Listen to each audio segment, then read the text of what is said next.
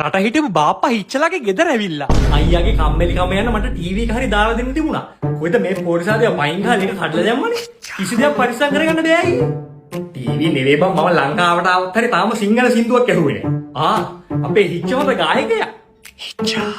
අද කාලේ ළමයි සිංහල සින්දු කියනවා කියලා මොනවද කියන්නේ? කුණුහරුපනේ. අනේද කියන්නේ අයියේ. ඒ කාලේ අපි අහපු සින්දු. රත්නපුරෙන් ගෙන ආසමන්වල්, ඉරෙන් හඳින් අන්න සින්දු. අපේ හිච්ච පුතා මොනවද දන්න සින්දු?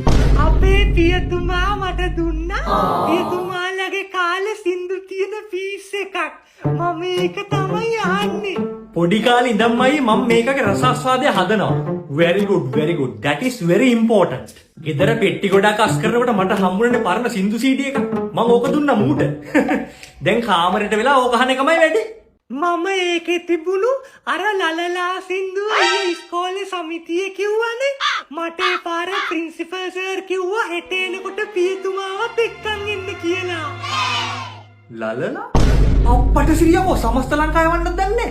මේ ටීවී එක හෙල්ල තියෙන වෙලාවේ බාප්පට තහනේ කියපන්කෝ සින්දුව. ලා කුරුගතියකුත් තියෙනවා. අංගම්මන සුමන අංගම්මන සුමන මොකද අපෝ සමිතිය කිව්වේ?